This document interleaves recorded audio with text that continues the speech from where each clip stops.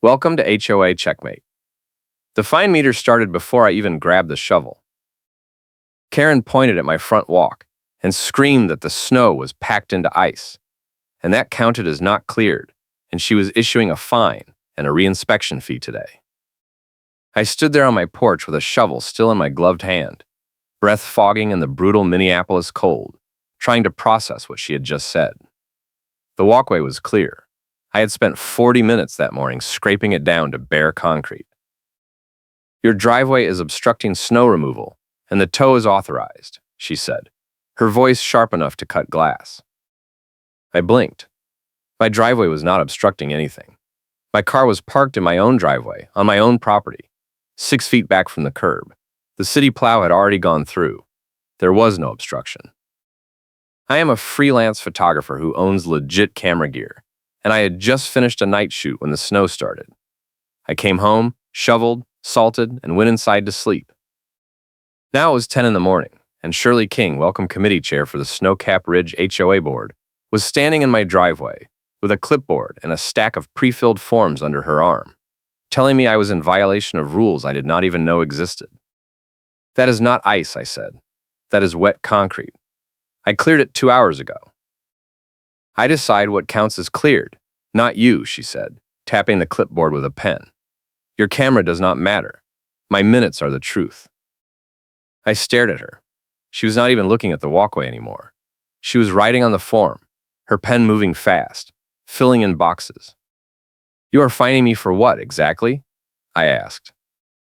"Failure to maintain a slip-free surface," she said. "Obstruction of emergency access. And now failure to cooperate with inspection. That is 3 violations. Each one carries a $50 fine and a $25 reinspection fee." I felt my chest tighten. I was recovering from a shoulder injury, a rotator cuff tear that had required surgery 3 months ago. Shoveling was hard enough. The idea that I had done it wrong, that I was about to get fined $225 for a walkway I had just cleared, made my blood pressure spike. "I cooperated," I said. "I answered your questions. I showed you the walkway." "You argued," she said. "That is non-cooperation. The board will review this at the next meeting." She tore off a pink copy of the form and held it out. I did not take it. She let it flutter to the ground, where it landed on a patch of slush near my boot. "You have 72 hours to appeal," she said. "The fee is non-refundable regardless of the outcome." Then she turned and walked back to her white sedan, parked at the curb with the engine running. I watched her drive away, the pink form slowly soaking through on the wet concrete. I bent down and picked it up. The ink was already bleeding, but I could still read the violation codes. Code 14.3, Snow and Ice Removal Failure. Code 19.1, Obstruction of Common Access. Code 22.5, Non-Cooperation with Enforcement Officer. I had no idea what any of those codes meant. I had never seen the full rulebook. When I moved into this neighborhood 6 months ago, the welcome packet Shirley handed me was 12 pages long and mentioned snow removal exactly once, in a single sentence that said homeowners must clear walkways within 24 hours of snowfall. I had done that. I had done it in under 3 hours. I went inside and pulled up the Snowcap Ridge HOA website. The rules section was a dead link. The contact page listed a management company called Wintergreen Property Services, with a phone number and an email address. I called the number. It rang 4 times and went to voicemail. I left a message asking for a copy of the full snow removal policy. Then I went back outside and took pictures. I shot the walkway from 6 angles. Close-ups of the bare concrete, wide shots showing the cleared path from the street to my front door. I shot the driveway, the snow piles along the curb, the intact city sidewalk. I shot the pink form before the ink bled all the way through. I gave her a small thank you, because she just handed me leverage. I printed the photos that afternoon and put them in a folder. Then I looked up the appeal process. The pink form said I had 72 hours, but it did not say where to file the appeal or what format it needed to be in. I emailed Wintergreen Property Services with the photos attached and a 2-paragraph explanation. I got an auto reply that said my message had been received, and someone would respond within 2 business days. 2 business days meant I would have less than 24 hours left in my appeal window by the time they got back to me. That felt intentional. I called the management company again. This time, someone picked up on the second ring. Wintergreen Property Services. How can I help you? I need to file an appeal for an HOA violation, I said. I was told I have 72 hours, but I do not know where to send it. What is your address? I gave it to her. There was a pause. Then the sound of typing. You are in Snowcap Ridge, she said. Appeals go through the board secretary. I can give you her email. I wrote it down. Then I asked if she could send me the full snow removal policy. That is available on the HOA website, she said. The link is broken, I said. Oh. Well, you can request a copy from the board secretary. Can you send me one? I do not have access to association documents, she said. You need to go through the board. She gave me the secretary's email again and hung up. I sent the appeal to the board secretary, a woman named Paula. I attached the photos, explained what had happened, and asked for a copy of the snow removal policy so I could make sure I was in compliance. I hit send and waited. 3 hours later, Paula replied. Her email was 1 sentence long. Your appeal has been received and will be reviewed at the next board meeting on February 5th. That was 2 weeks away. The pink form said my fines were due in 10 days. I replied asking about the policy document. No response. That night, the temperature dropped to 8 degrees. I went outside at midnight to salt the walkway again, even though it was already clear. I used an entire bag of ice melt, spreading it thick along every inch of concrete. My shoulder ached. I was not supposed to be doing heavy lifting yet, but I was terrified Shirley would come back and find something else to cite me for. The next morning, I woke up to an email from Wintergreen Property Services. It was not from the woman I had spoken to. It was from someone named Derek, and the subject line said, Notice of Additional Violation. I opened it. The email said that during a routine drive-through inspection, the board had observed an unapproved structure on my property. The structure in question was a small folding table I had set up near my front door the day before. I had used it to hold a thermos of hot cocoa while I was shoveling. The email said the table violated Code 11.2, Unapproved Temporary Event Setup, and I was being fined $75. I read it 3 times. A folding table. For hot cocoa. During shoveling. I went outside and the table was still there. It was a cheap plastic folding table, 2 feet by 2 feet, with an empty thermos sitting on top. I had forgotten to bring it back inside. I grabbed the table and carried it into the garage. Then I took a picture of the empty spot where it had been and emailed it to Derek with a 1-line reply. The table has been removed. He wrote back within an hour. The fine stands. Removal does not negate the violation. I called a lawyer that afternoon. I did not have money for a lawyer, but I needed to know if this was legal. The consultation was free. I explained the fines, the appeal process, the missing rulebook. The lawyer listened and then said the magic words, document everything. She told me HOAs could fine residents for violations, but they had to follow their own rules. If the rules were not accessible, that was a problem. If the fines were arbitrary or inconsistent, that was a bigger problem. She said I should file a formal records request with the board and the management company, asking for the full governing documents, the meeting minutes from the past year, and the snow removal policy. She also said that if the HOA was targeting me specifically, I might have a harassment claim, but I would need proof that other residents were not being fined for the same things. I thanked her and hung up. Then I drafted a records request and sent it to Paula and Derek, copying Shirley for good measure. I asked for the full CCRs, the bylaws, the rules and regulations, the snow removal policy, the meeting minutes from the past 12 months, and the enforcement log showing all violations issued in the neighborhood since November. I hit send and felt a tiny surge of control. That lasted about 6 hours. At 8 o'clock that night, I heard a loud engine outside. I looked out the window and saw a flatbed tow truck backing into my driveway. I ran outside in my socks, no coat, and yelled at the driver. "What are you doing?" The driver, a guy in his 20s with a reflective vest over a hoodie, held up a work order. "Tow authorized by the HOA," he said. "Your vehicle is in violation of parking regulations." My car was in my own driveway. It had not moved in 2 days. "That is not a violation," I said. "This is my property." He shrugged. "I just do what the order says. You want to dispute it? Call the HOA." I pulled out my phone and called the management company. Voicemail. I called Shirley. No answer. I called Paula. No answer. The driver hooked the winch to my front axle. I stood there watching, my shoulder throbbing, my breath fogging in the freezing air, and I realized this was coordinated. Shirley had called the tow company. She had done it without a board vote, without a hearing, without giving me any notice beyond the pink form I had received that morning.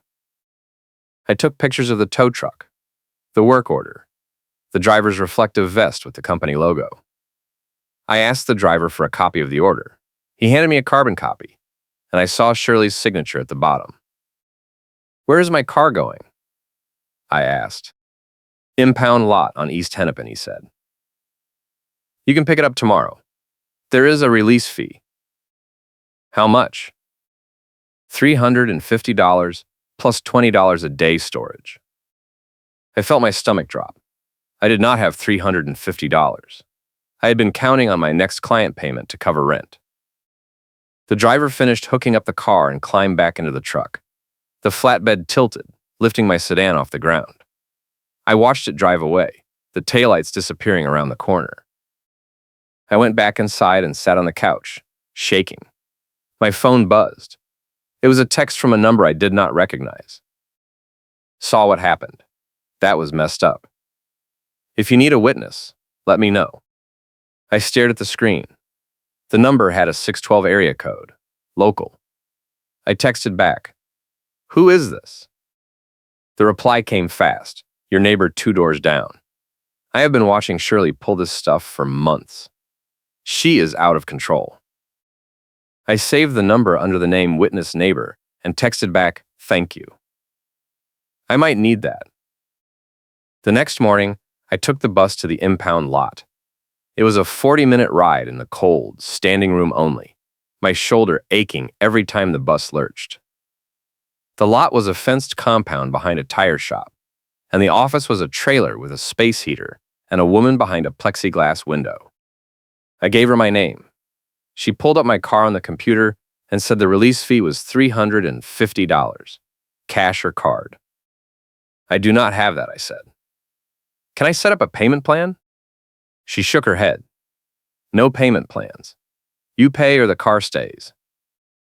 I pulled out my phone and called the management company again. This time, Derek answered. "I need my car released," I said. The tow was not legal. I was parked in my own driveway. "The board authorized the tow," Derek said. "The work order is valid." "There was no hearing," I said. "There was no notice. I got a pink form yesterday and my car was towed last night. That is not due process." "You were notified of the obstruction violation," Derek said. "The tow is a consequence of non-compliance." "I was not obstructing anything," I said. "The car was in my driveway." "The board disagrees," he said. "If you want to appeal the tow, you can bring it up at the next board meeting." "That is 2 weeks away," I said. "I need my car now." "Then you need to pay the release fee," he said, and hung up. I called my bank and checked my balance. I had $412. If I paid the release fee, I would have $62 left until my next client payment came through, which was supposed to be in 5 days. I could not afford groceries. I could not afford gas. I could not afford another fine. I paid the fee. The woman printed a release form, and I walked out to the lot. My car was parked in the back row, covered in a fresh layer of snow. I brushed it off, climbed in, and sat there for a minute with my hands on the wheel, trying not to scream. I drove home and parked on the street, 3 houses down from my driveway. If Shirley wanted to tow me again, she would have to claim I was violating a city parking rule, and that would involve the police. When I got back to my house, there was another pink form taped to my front door. This one said I was being fined for failing to store my trash bins in the garage. The bins were sitting on the side of my house, in the same spot they had been for 6 months. The fine was $50. I tore the form off the door and went inside. I was shaking again, my hands clenched so tight my knuckles were white. I sat down at my desk and opened my laptop. I had been documenting everything, but I realized I needed more. I needed a pattern. I needed proof that this was harassment, not enforcement. I logged into the neighborhood Facebook group, a private page for Snowcap Ridge residents. I scrolled through the posts from the past 2 months. Most of it was normal neighborhood stuff: lost pets, snowplow schedules, complaints about the city not salting the roads. But then I found a thread from 3 weeks ago, started by a guy named Tom. The post said, "Anyone else getting hit with random fines from the HOA? I got cited for leaving my garage door open during the day. $50 fine. No warning." There were 34 comments. Most of them were complaints. Someone got fined for parking a trailer in their driveway for 2 hours while they unloaded furniture. Someone else got fined for putting up Christmas lights a day early. Someone got fined for having a lawn chair on their porch in January. Every single fine had been issued by Shirley. I scrolled further and found another thread, this one from 6 weeks ago. The subject line was, "Shirley King is out of control." The original post was long. The author, a woman named Rachel, said Shirley had been escalating enforcement since she became Welcome Committee Chair in October. Rachel said Shirley was using the position to target people she did not like, issuing fines for minor violations that had never been enforced before. Rachel said she had filed a complaint with the board, but nothing had happened. The comments were a mix of support and pushback. Some people agreed with Rachel. Others said the rules were the rules, and people needed to follow them. One person said Rachel was just mad because she got caught breaking the rules. Shirley had commented on the thread. She had written, "The board has authorized me to enforce compliance. If you have a problem with the rules, attend a meeting and propose a change. Until then, I will continue to do my job." I took screenshots of everything. Then I cross-referenced the names in the Facebook threads with the neighborhood map on the HOA website. I marked every house that had reported a fine in the past 2 months. There were 11, including mine. Then I did something I probably should not have done. I walked around the neighborhood and took pictures of other houses. I was looking for violations. I found 6 houses with trash bins sitting outside the garage. I found 4 houses with snow piles in the driveway that could technically be called obstructions. I found 2 houses with walkways that had patches of ice. None of them had pink forms on their doors. I went home and added the photos to my evidence folder. Then I sent another email to Paula, Derek, and Shirley. I attached the photos and asked why I was being fined for violations that were not being enforced at other properties. Derek replied within 2 hours, "Enforcement is complaint-driven. If you observe a violation, you may file a complaint." That was not an answer. I replied asking who had filed complaints against me. No response. That night, I got a call from a number I did not recognize. I answered and a woman said, "This is Dana from the Channel 5 News tip line. I got your email about the HOA situation. Can we talk?" I blinked. I had not sent an email to any news station. "I think you have the wrong person," I said. "Are you the homeowner dealing with the snow removal fines in Snowcap Ridge?" she asked. I paused. "Yes," I said. "Then I have the right person," she said. "Someone forwarded your story to our tip line. I am a staffer here and I handle community complaints. I cannot promise we will run a story, but I can tell you what documentation you need if you want this to go anywhere." "Who forwarded it?" I asked. "I cannot tell you that," she said. "But if you want to build a case, you need 3 things. 1. Proof that the rules are not being applied evenly. 2. Proof that the HOA is acting outside its authority. 3. A paper trail showing you tried to resolve it internally before going public. I have all of that, I said. Good, she said. Send it to me. If it checks out, I will pass it to a producer. She gave me her email and hung up. I sat there staring at my phone, my heart pounding. Someone in the neighborhood had sent my story to the news. That meant I was not alone. That meant someone else was paying attention. I spent the next 2 hours compiling everything. The photos of my cleared walkway, the pink forms, the tow truck work order, the screenshots from the Facebook group, the photos of other houses with the same violations, the email chains with Derek and Paula, the records request I had sent. I put it all in a single PDF and sent it to Dana with a cover email explaining the timeline. She replied the next morning. This is solid. I am passing it to a producer. No promises, but you might hear from someone in the next few days. I felt a flicker of hope for the first time in a week. That flicker died 2 hours later when I checked my mailbox and found a certified letter from the Snowcap Ridge HOA board. The letter said I was being assessed an additional fine of $200 for repeated non-compliance. It also said that if I did not pay all outstanding fines within 10 days, the HOA would place a lien on my property. The total amount due was now $600.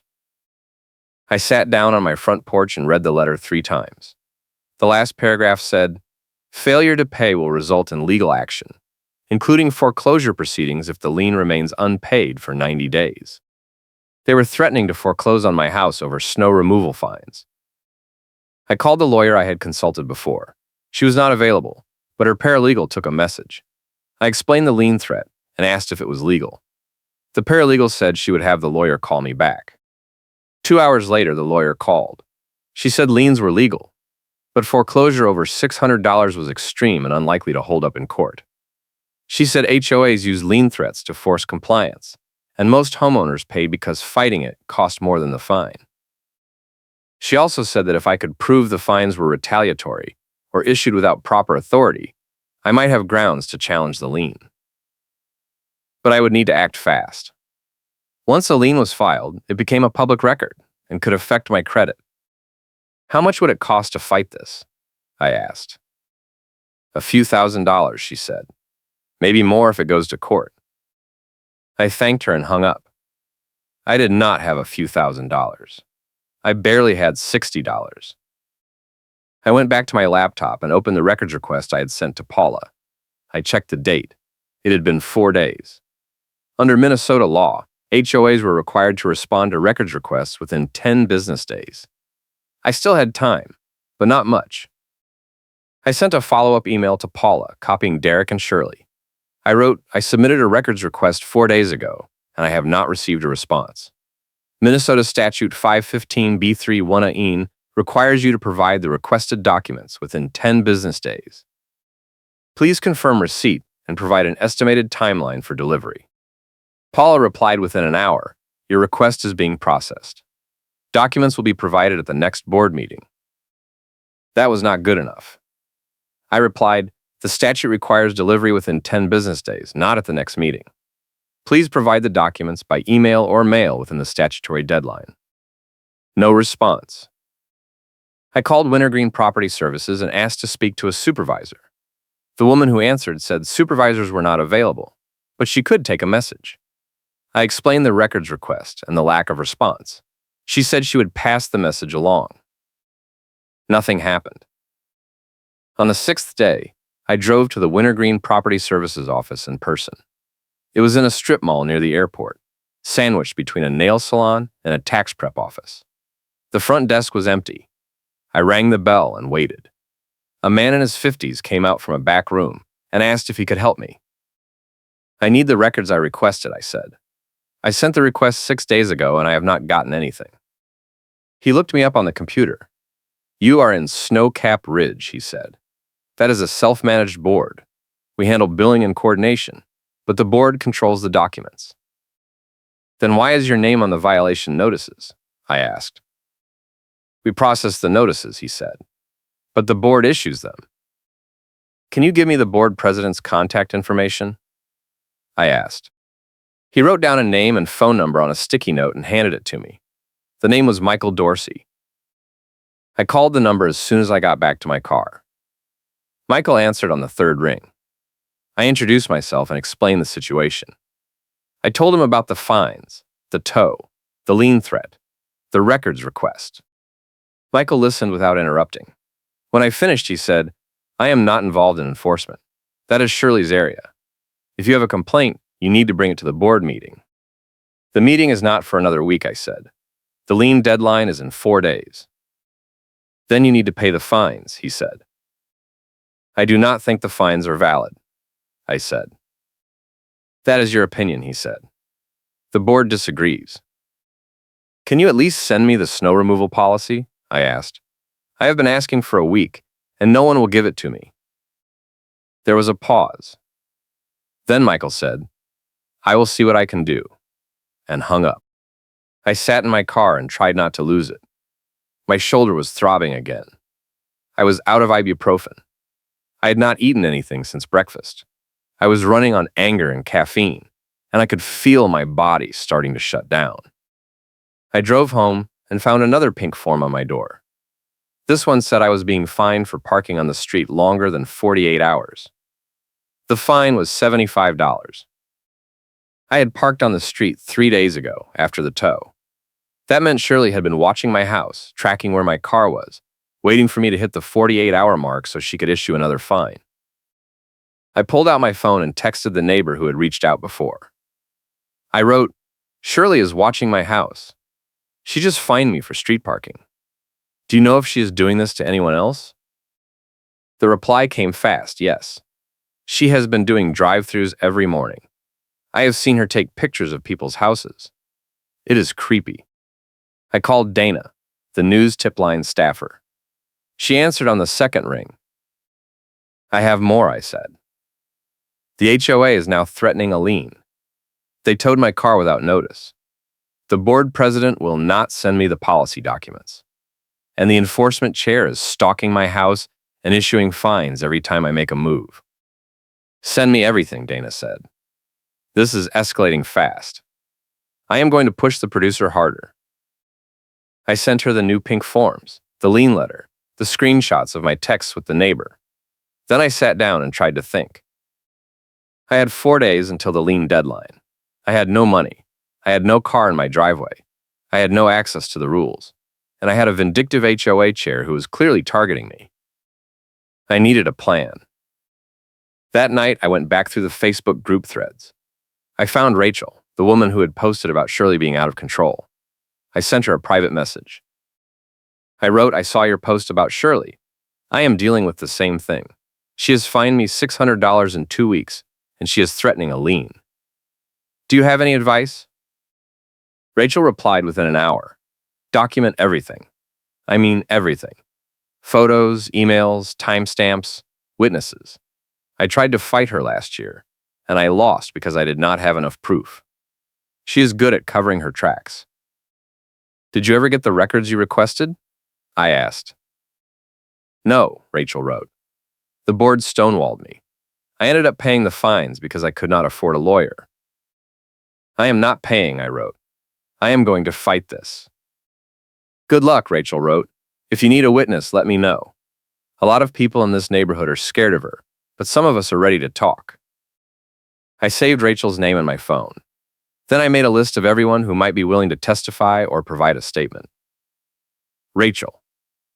The neighbor 2 doors down. Tom, the guy who posted about the garage door fine.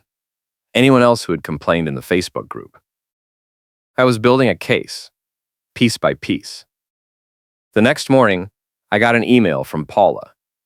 The subject line said, "Records request response." I opened it, my heart pounding. The email said, "Attached are the requested documents. Please note that some materials are redacted per privacy regulations." There were 3 attachments. The first was the CCRs, a 60-page PDF that looked like it had been scanned from a paper copy in 1987. The second was the bylaws, another 40 pages. The third was labeled Meeting Minutes. I opened the Meeting Minutes file. It was only 8 pages long, covering meetings from November through January. I scrolled to the most recent meeting, held 2 weeks ago. The minutes said, Board voted to authorize enhanced snow removal enforcement in response to resident complaints. Motion carried 4-1. That was it. No details about what enhanced enforcement meant. No list of which residents had complained. No discussion of specific properties. I opened the CCRs and searched for snow removal. The document mentioned it twice. Once in a general maintenance clause that said homeowners were responsible for clearing walkways. Once in a separate section that said the board could assess fines for violations of community standards. There was no definition of what counted as cleared.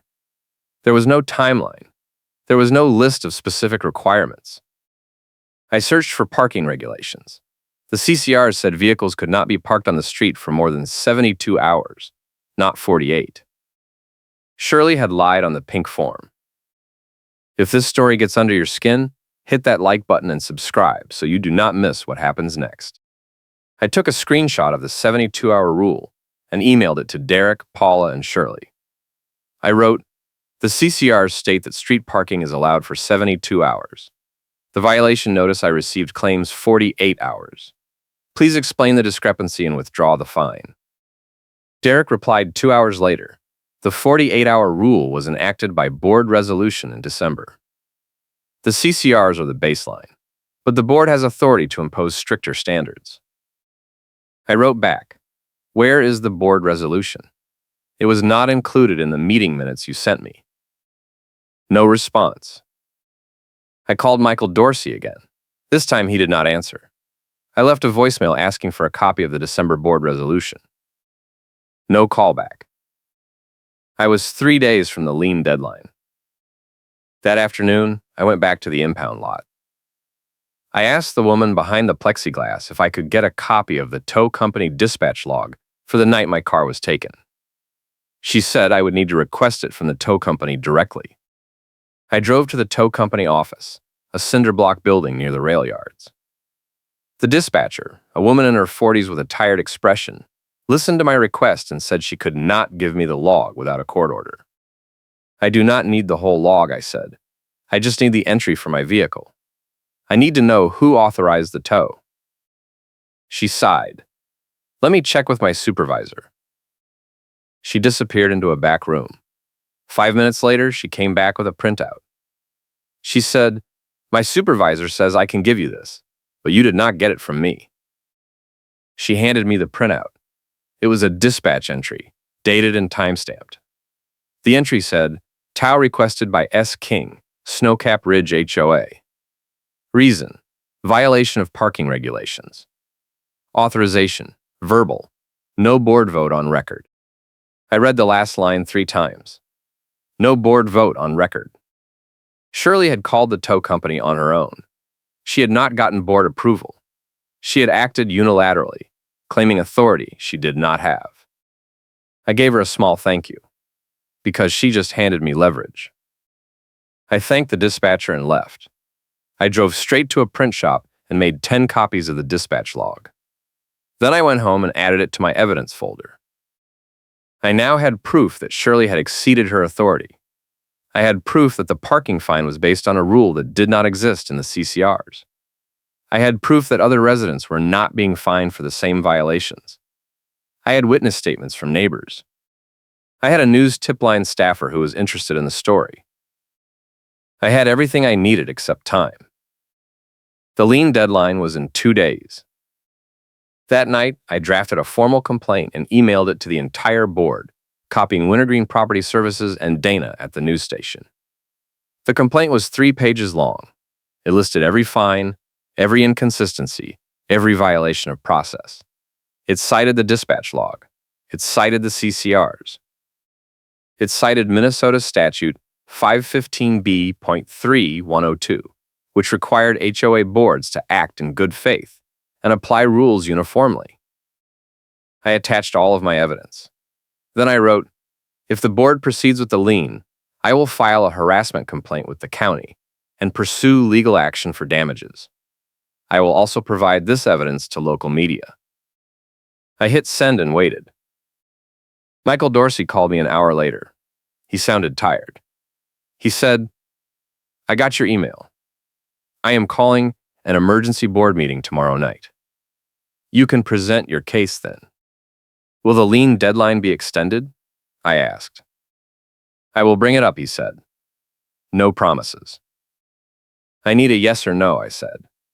"If I show up tomorrow and the board still files the lien, I am going to the media the next morning." There was a long pause. Then Michael said, "The lien will be suspended pending the outcome of the meeting." "Thank you," I said. "Do not thank me yet," he said, and hung up. The next day, I printed copies of my complaint and the evidence packet. I made 15 copies, one for each board member and a few extras. I put them in a folder with tabs marking the key sections: the dispatch log, the CCR's parking rule, the photos of other houses with the same violations, the email chains showing the records request delays. The meeting was at 7. I got there at 6:45. The meeting was held in a community room at the clubhouse, a low brick building near the neighborhood entrance. I walked in and found 6 people sitting around a folding table. Michael was at the head. Shirley was to his right, her arms crossed, her expression blank. I sat down in one of the folding chairs along the wall. 2 other residents were already there, a man and a woman I did not recognize. A couple minutes later, Rachel walked in and sat next to me. She gave me a small nod. Michael called the meeting to order. He said, "We have one item on the agenda tonight, a complaint filed by a resident regarding enforcement actions. The floor is yours." I stood up and handed out the evidence packets. Then I walked through my case, point by point. I explained the fines. I showed the photos proving my walkway was clear. I showed the dispatch log proving Shirley had called the tow without board approval. I showed the CCRs proving the parking fine was based on a non-existent rule. I showed the photos of other houses proving selective enforcement. I spoke for 20 minutes. When I finished, the room was silent. Then Shirley said, "This is all irrelevant. The board has the authority to enforce compliance." And that is what I did. Your camera does not matter. My minutes are the truth. I looked at Michael. Do the minutes show a board vote authorizing the tow? Michael flipped through a binder in front of him. After a long pause, he said, "No. There is no record of a vote." Shirley's expression did not change. "That is because it was an emergency action," she said. "I used my discretionary authority as enforcement chair."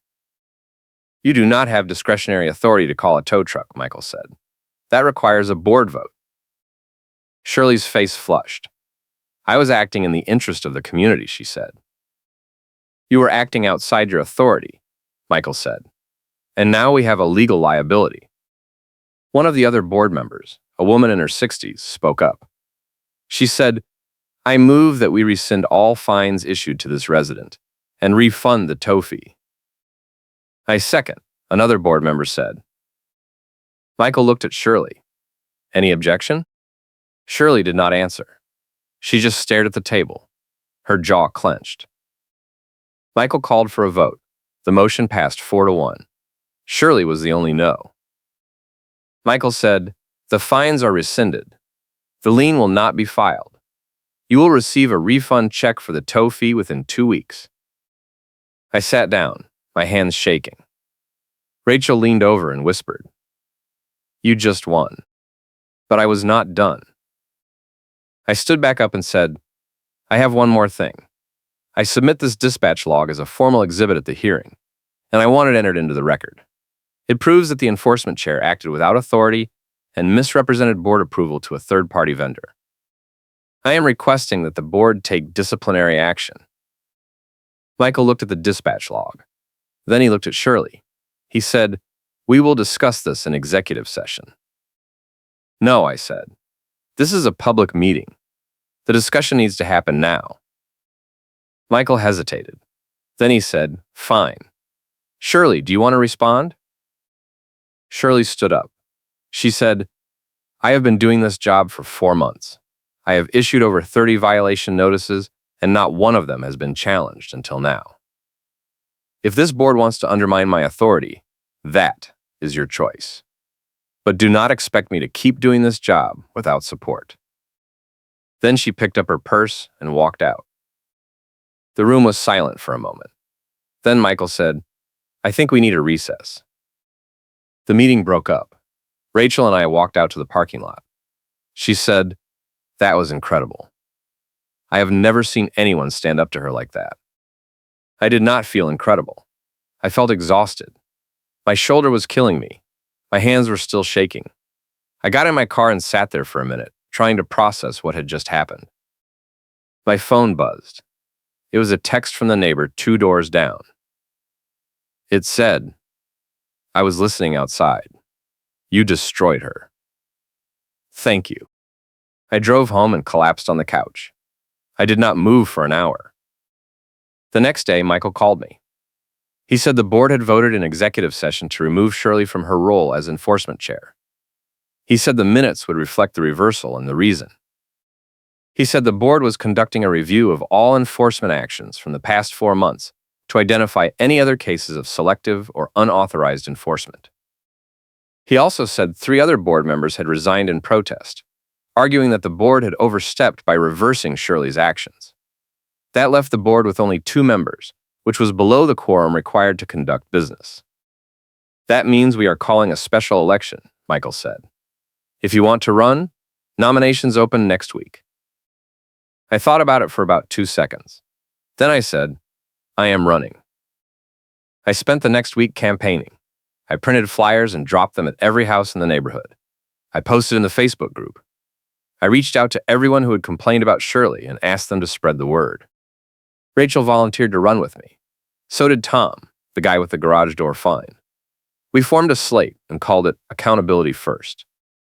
Shirley ran too. She put out her own flyers, claiming the board had caved to outside pressure and that the neighborhood needed strong leadership to maintain standards. But the damage was done. The leaked spreadsheet I had found weeks earlier, the one showing a target list with my address highlighted, had been circulating in the neighborhood group chats. People were furious. They wanted answers. The election was held on a Saturday afternoon in the clubhouse parking lot. Over 100 residents showed up, the highest turnout in years. Shirley arrived with a stack of campaign literature and tried to hand it out, but people ignored her. A few people confronted her directly, asking about the target list, asking about the tow, asking about the selective enforcement. Shirley's credibility collapses in front of witnesses. I stood near the entrance with Rachel and Tom, handing out packets that summarized the board's mismanagement and our platform for reform. The packets included copies of the dispatch log, the rescinded fines, and the board meeting minutes showing the reversal. Shirley saw the packets and stormed over. She said, "You cannot distribute this. It is defamatory." "It is public record," I said. "Everything in here came from board documents or official sources." "You are twisting the facts," she said. "I am reporting the facts," I said. "If you do not like them, that is not my problem." She opened her mouth to respond, but a crowd had started to gather. People were taking the packets and reading them. Shirley looked around, her face red, and then she got in her car and left. The votes were counted that evening. Rachel, Tom, and I won by a landslide. Shirley finished last. The new board held its first meeting the following week. We passed a resolution requiring board approval for all enforcement actions. We passed another resolution requiring the management company to publish the full governing documents on the HOA website within 30 days. We passed a third resolution establishing an appeal process with clear deadlines and neutral review. We also passed a resolution requiring the board to conduct an audit of all fines issued in the past year and issue refunds for any that were found to be invalid or improperly assessed. Michael stayed on as board president for 1 more month to help with the transition. Then he resigned, citing personal reasons. Rachel became the new president. I became vice president. Tom became treasurer. The audit took 6 weeks. When it was done, the board issued over 40 refund checks, totaling more than $12,000. 19 residents had been fined for violations that were not in the governing documents. 8 had been fined for selective enforcement. 5 had been fined for actions that were later proven to be authorized. Shirley did not attend a single meeting after the election. She sold her house in May and moved out of the neighborhood.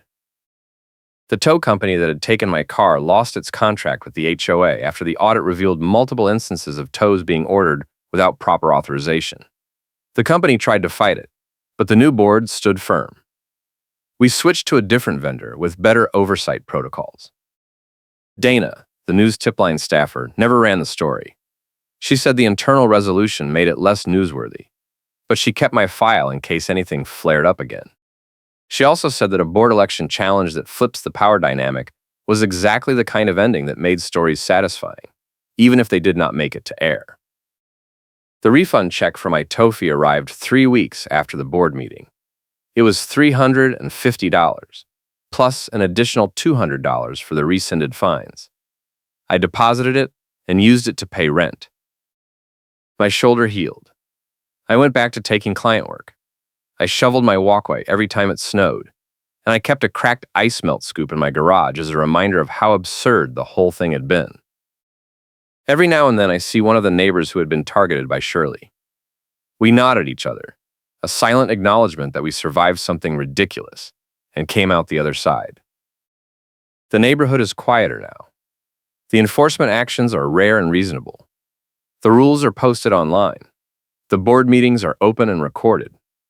People still complain about snow removal and parking and trash bins. But it is normal neighborhood stuff, not weaponized harassment. I stayed on the board for 2 years. Then I stepped down and let someone else take over. I had done what I needed to do. Until the next story, take care, and I will see you next time.